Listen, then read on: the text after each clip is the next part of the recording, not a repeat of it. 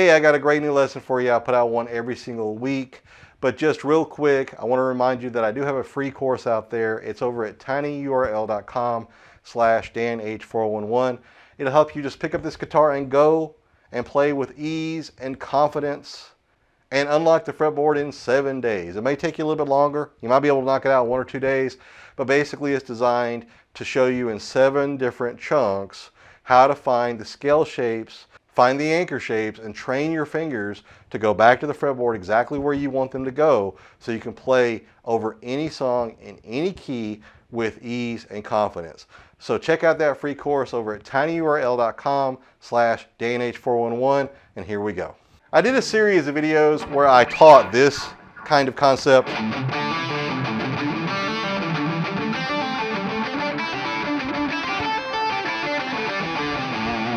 And I wanted to come back and expand on one thing. I wanted to come back and expand on the fact that we need to take this in chunks. Anytime you learn something, especially that goes all the way across the fretboard, you want to take it in chunks. So we're going to go ahead and take this idea right here.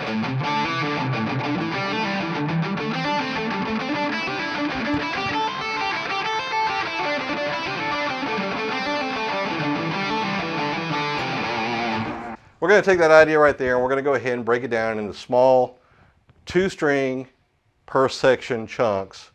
And this is something you can apply to anything that you practice with, because if you take it in small little chunks and you get good at each chunk and then you add a little bit more and a little bit more and a little bit more, then that's going to help you play better, cleaner, faster. All right, so I'm recording 2 lessons at one time today, and you probably noticed my DanH411 most interesting guitar player in the world shirt with the eagle.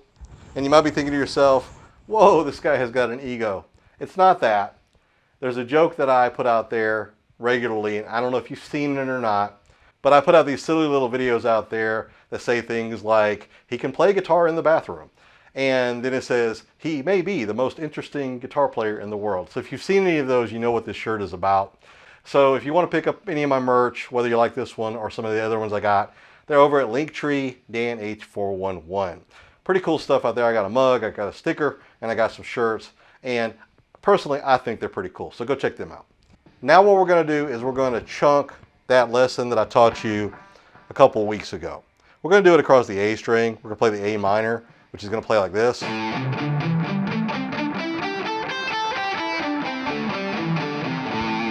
It's the A minor pentatonic, because we're going to take that shape and we're going to play this with it.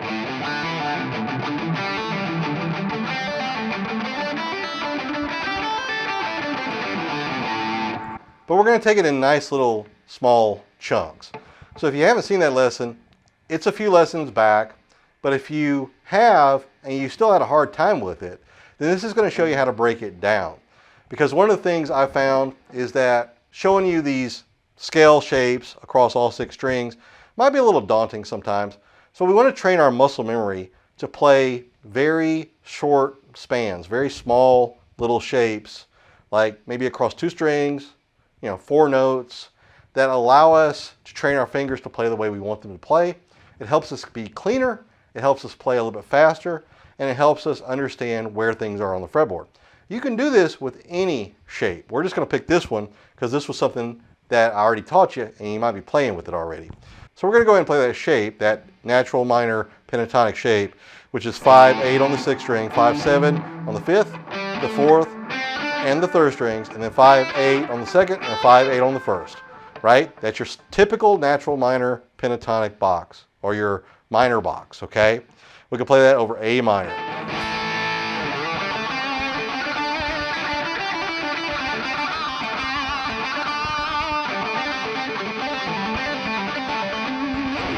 So that little lick that I showed you, which was like this,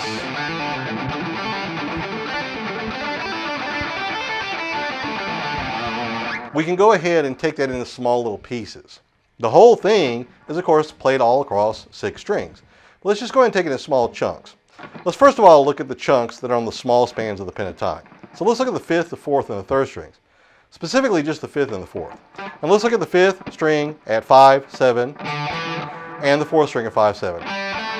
And what I want you to do is I want you to go ahead and practice playing 5/7 on the 5th string with a down, up, and then when you get to the 4th string, you're going to play 5 with a down stroke, and then you're going to hammer on with your ring finger, pull off with your ring finger. So there's not going to be any playing there. It's going to be... So your downstroke is going to be on your 4th string, and your next upstroke is going to be on your 5th string when I come back and I play with my ring finger the 7th fret. And then I'm going to go down, up, down.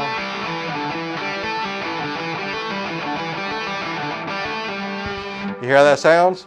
So once again, on the 5th string, 5, 7, down, up. On the 4th string, 5, 7 with a hammer on, 5 with a pull off. Then an upstroke on the 5th string at 7, a downstroke at the 5, which is the beginning. It's your first note. So we're just going to play that same shape over and over again. Do it kind of slow.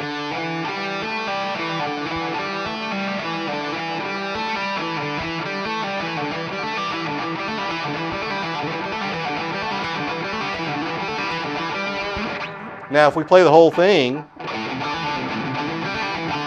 you see how I'm going down, up.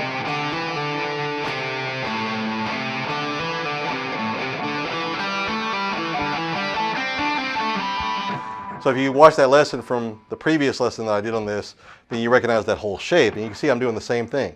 I'm just going down, up, hammer on, pull off, up, down, up, hammer on, pull off, up, down. The one that we just did across the 5th and the 4th strings, down, up, hammer on, pull off, up, down. And then of course we got that downstroke when I do the hammer on, pull off as well.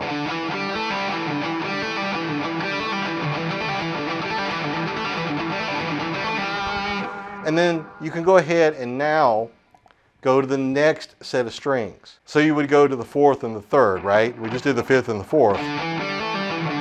So now we're going to go to the 4th and the 3rd. And because these are your small spans of your pentatonic, it makes it easy because we can just use the index finger and the ring finger across both of them. So on the 4th string, 5, 7, with a down, up pick, and then a down on the 3rd string at the 5, with a hammer onto the 7, pull off to the 5, and then an upstroke on the 4th string at the 7th fret. And then a downstroke where I come back to my first note, and then I keep going.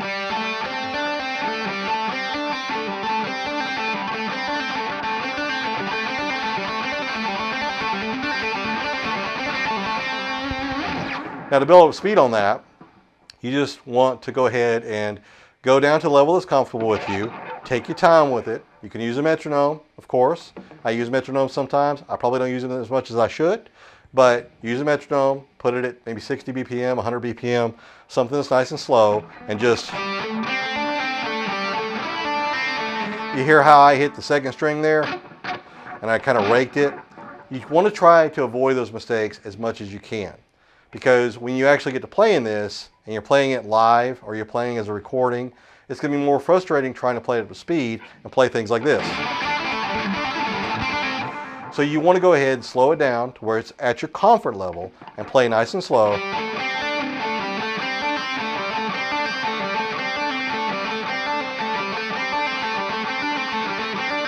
Maybe come back the next day and speed it up a little bit. Try to get it as clean as possible. And then what you would want to do is combine those 3, right? So now we're going to play this.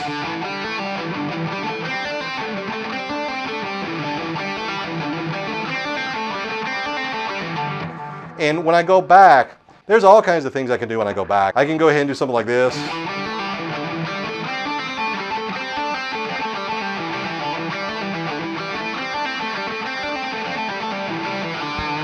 Which was something else I taught in that lesson. But what we're going to do is make it easy and just go back across the scale. When I get to here, I'm just going to go ahead and go to the 4th string, 7, 5, the 5th string, 7, 5, and then I'm back to my number 1. I'm just going to start there. So we're going to play those 2 shapes from the 5 to the 4. And then I'm going to go ahead and keep going to the 4th string, 5, 7, 3rd string, 5 with the hammer on and the pull off, then the upstroke on the 4th string at the 7, downstroke on the 5, upstroke on the 5th string at the 7, downstroke to my first note on the 5th string at the 5. And we're back to the beginning. So 1, then go ahead and keep on going through, right? 4th string, 3rd string, like that. And I think I picked wrong there, but basically like this.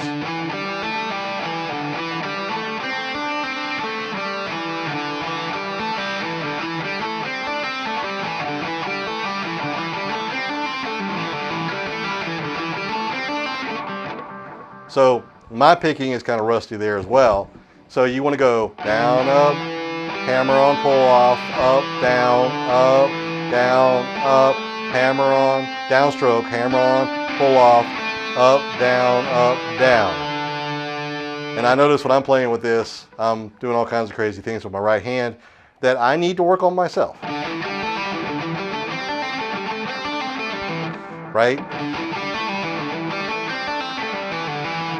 Like right there, I want to go ahead and do pull off, and I need to go up, down, down. So that's something that you want to be mindful of.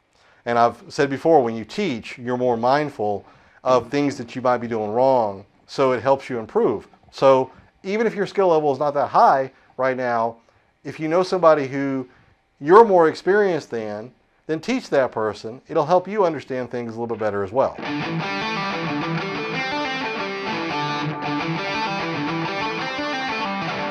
What we might want to do here also is stop when I get to that point, right? Instead of trying to keep on going through, we want to break it into small chunks. So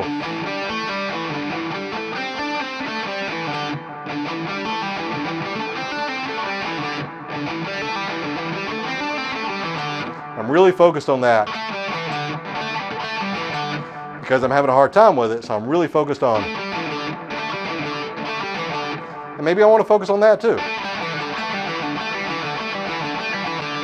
Up, down, up, down, up, down, up, down, up, down, up, down, up, down, up, down. Because it's going to help me with my picking in the future.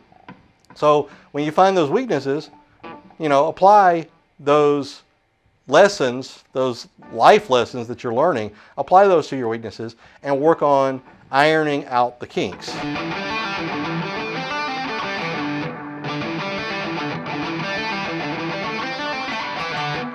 And then once you get it down pat, you can go ahead and go back and forth with it.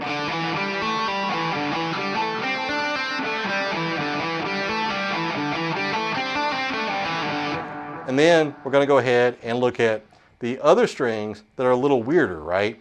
Like between the 6th and the 5th strings, we have a large span where I'm playing on the 6th string at 5/8, and on the 5th string I'm playing 5/7. So now we got to play this.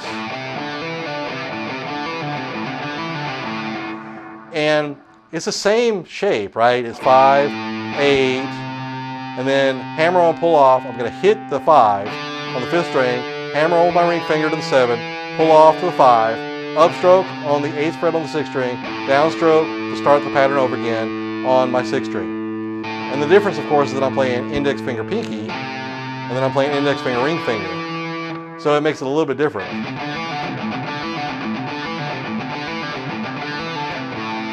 Now we can add in the other strings as well, but before I show you that, let me show you the opposite of that one, where we go from the 3rd string to the 2nd string. So from the 3rd string to the 2nd string, I'm playing on the 3rd string at 5/7, and on the 2nd string, I'm playing 5/8. So I'm going. So this time I'm playing 5/7 with a downstroke, upstroke, and then when I get to the 2nd string, I'm playing 5, but I'm hammering on with my pinky to the 8th fret. Downstroke, hammer on, pull off, and then ring finger goes to the 7th fret of the 3rd string with an upstroke, and then to the 5th fret with a downstroke.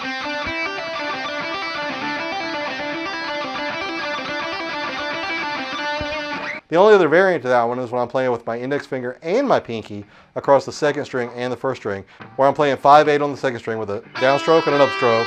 And then when I get to the 1st string, I'm playing a downstroke on the 5th fret, hammering on to the 8th fret with my pinky, pulling off, upstroke on the 8th fret on the 2nd string, and then back to the beginning where I'm playing that downstroke with my index finger.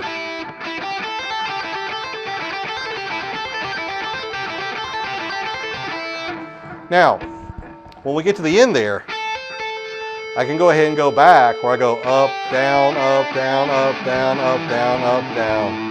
And we're back to the beginning. And you can come up with any variation of this. Like we can go across 3 strings at a time.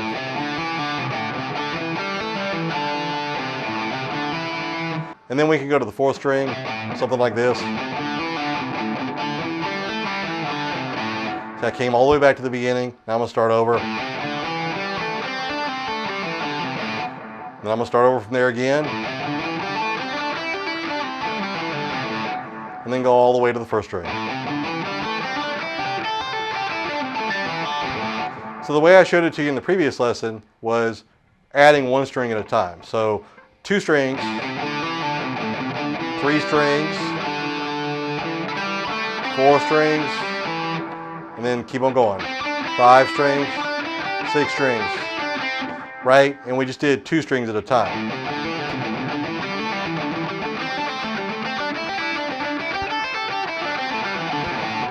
Now what we can do is we can go ahead and come up with all kinds of different variations. Like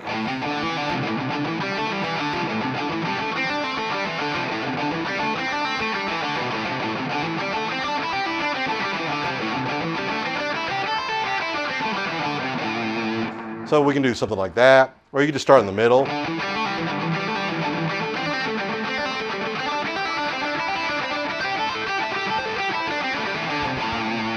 All kinds of different variations, but that begins with 1 at a time.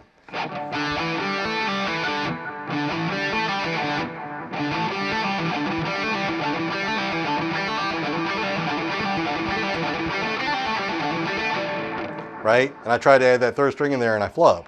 So again, I'm going to try that again.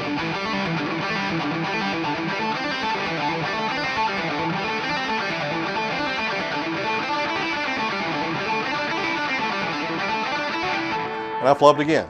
But you get the idea. The idea is just to keep on playing with a little bit at a time, a little bit at a time, a little bit at a time. So once you get to the point where you can play one of those nice and fast, then you go ahead and add in another one, but you got to slow it down.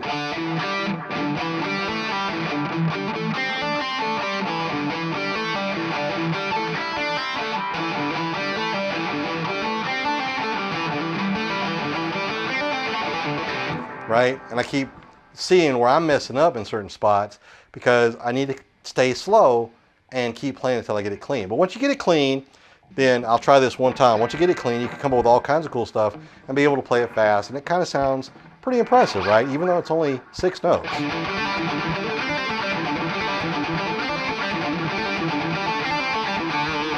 So I got that pretty good that time. And of course, you can get even faster with it and make it sound more impressive. But the idea, take it in small chunks, get that into your muscle memory, train your fingers the way you want them to play, and then using this kind of scale, this like minor pentatonic here, you got all kinds of different variations, right?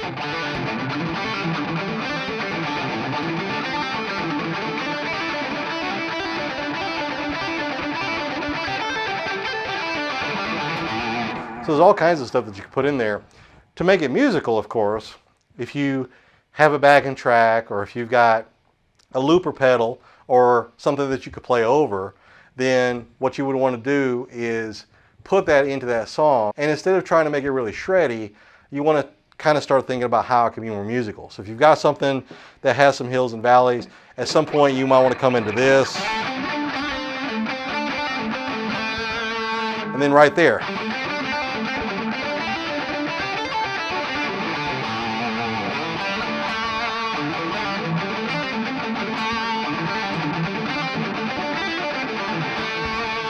You notice how I have these little starts and stops, and that's kind of the idea. I'll do more lessons on songwriting in the future, but the idea is to play with the feel of it. So you definitely want to have those speedier parts in there sometimes, because that's going to give you a bridge from one slower part to another slower part, and then you got the speed in the middle, and that creates tension and dynamics in your songs. So that's why you want to learn stuff like this, because it helps to create that tension and those dynamics. And it doesn't have to be incredibly fast. We just want variation in the playing. We can have a blues lick that sounds something like this.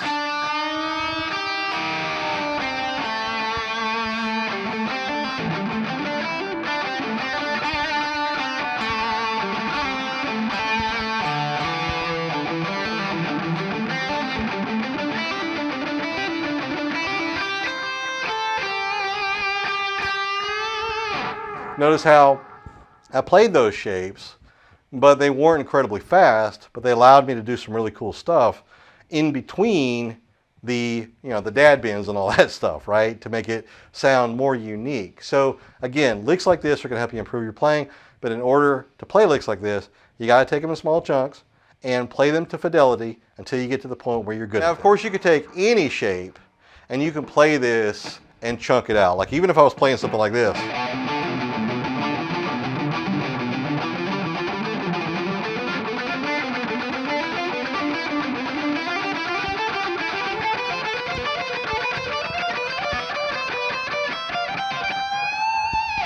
I can go ahead and take it in small little pieces, and I can spend a couple of days on just this. And then add this part. And then add the next part.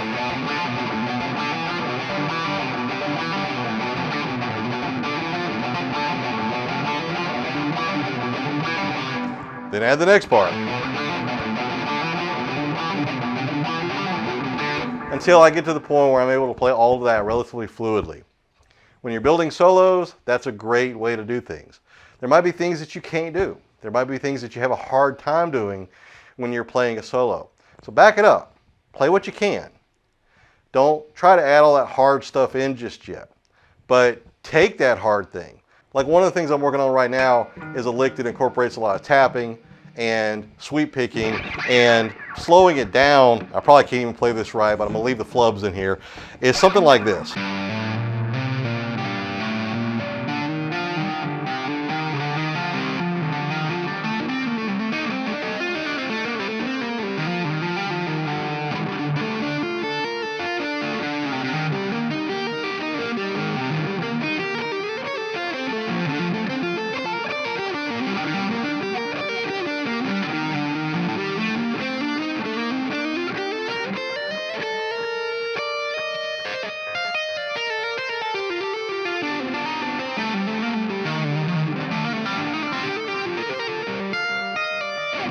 And you can tell that's not very clean at all, right?